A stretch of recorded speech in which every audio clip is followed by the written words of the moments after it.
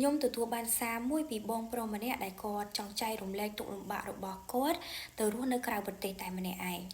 ដូច្នេះហើយខ្ញុំក៏បានយកព័ត៌មានរបស់គាត់ជាក់លាក់ដែលគាត់បានផ្ដល់មកឲ្យនាងខ្ញុំសូមធ្វើការចែករំលែកនៅក្នុងវីដេអូមួយនេះទុក្ខលំបាកដែលគាត់រស់នៅក្រៅប្រទេសតែម្នាក់ឯងនោះទីគឺការនឹកផ្ទះ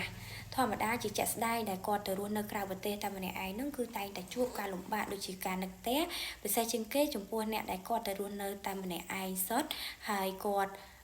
អត់ដែលស្គាល់អ្នកណា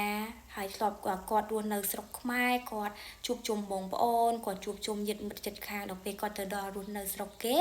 គាត់អត់ដែលស្គាល់គេហើយគាត់គិតតែពីធ្វើការដល់ពេលចឹងទៅធ្វើឲ្យអារម្មណ៍នៃការនឹកផ្ទះនឹងវាកើតឡើងយើងអត់បានចូលរួមបុណ្យជាតិដូចជាបុណ្យចូលឆ្នាំបុណ្យភ្ជុំបុណ្យអុំទូកហើយមិនមែនថានិយាយអញ្ចឹងប្រទេសគេគឺអត់មានបុណ្យទេមានគាត់ថា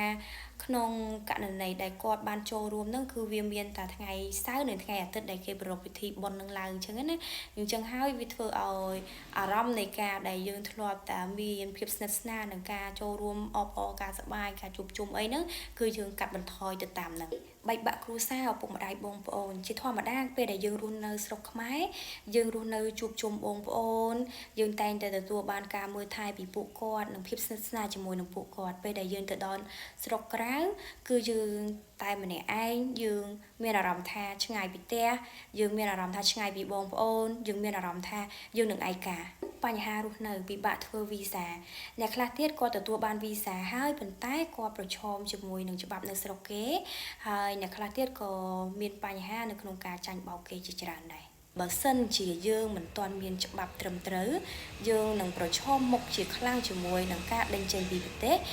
ពាក្យមួយឃ្លាដែលគេតែងតែនិយាយថានិរទេសចេញពីប្រទេសបញ្ហាការងារបើសិនជាយើងមានសញ្ញាបត្រនៅស្រុកខ្មែរហើយយើងយកទៅស្រុកគេក៏គេមិនសូវជាទទួលស្គាល់ប៉ុន្មានដែរមួយវិញទៀតបើសិនជាយើងទម្រាំតែយើងបានការងារល្អក៏យើងត្រូវការសិក្សារៀនសូត្រយ៉ាងតិចក៏4ទៅ5ឆ្នាំទម្រាំតែយើងបានការងារល្អដែលយើងចង់ធ្វើរបបអាហារជាធម្មតាប្រជាជនខ្មែរយើងគឺនិយមការហូបចុកដូចជាប្រហុកដូចជាត្រីងៀតនិងសម្លជាច្រើនដូចជាមានសម្លខ្មែរអាម៉ុកអីចឹងជាក់ស្ដែងមិនមែនបានន័យថាស្រុកគេអត់មានទេមានគ្រាន់តែក្នុងតម្លៃដែលវាថ្លៃធ្វើឲ្យប្រជាជនយើងគឺពិបាកក្នុងការរកទិញហើយជាក់ស្ដែងដូចជាអាហារដែលគាត់ចង់ហូបគឺតែងតែផ្ញើទៅតាមបងប្អូនដូចជាពិសេសជាងគេគឺត្រីងៀតតែម្ដងគឺតែងតែពេលមានបងប្អូនណាមកលេងស្រុកខ្មែរតែងតែត្រឡប់ទៅវិញគឺគាត់តែងតែផ្ញើនឹងត្រីងៀតឬក៏ជាអាហារក្រៀមជាដើមនេះហើយជារបបអាហារដែលគាត់តែងតែជួបប្រទះនៅស្រុកគេដោយសារតែនៅស្រុកគេ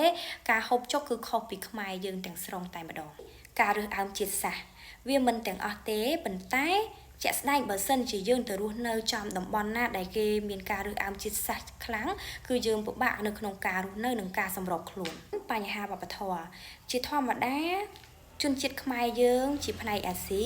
គឺយើងមានវប្បធម៌របស់យើងទៅតាមប្រពៃណីរបស់យើងហើយនៅស្រុកគេមានវប្បធម៌ទៅតាមប្រពៃណីរបស់វប្បធម៌របស់គេជាក់ស្ដែងខ្ញុំលើកឧទាហរណ៍មួយខ្មែរយើងចូលចិត្តការសុភាពរំទុំការស្លៀកពាក់អីអញ្ចឹងជាដើមទៅតែនៅស្រុកគេគឺគេអត់និយមក្នុងការស្លៀកពាក់សុភាពសពុតបត់អីដូចយើងទេគឺគេចូលចិត្តបែបទៅតាមជាតិសាសន៍របស់គេអញ្ចឹងទៅអញ្ចឹងហើយវាធ្វើឲ្យយើងពិបាកក្នុងការបត់ទៅតាមវប្បធម៌របស់គេ